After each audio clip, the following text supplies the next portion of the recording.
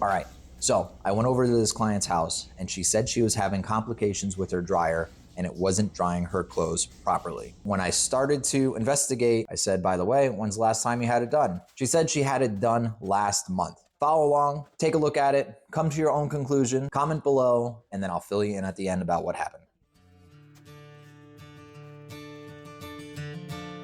You sure about that? You sure about that? That's why?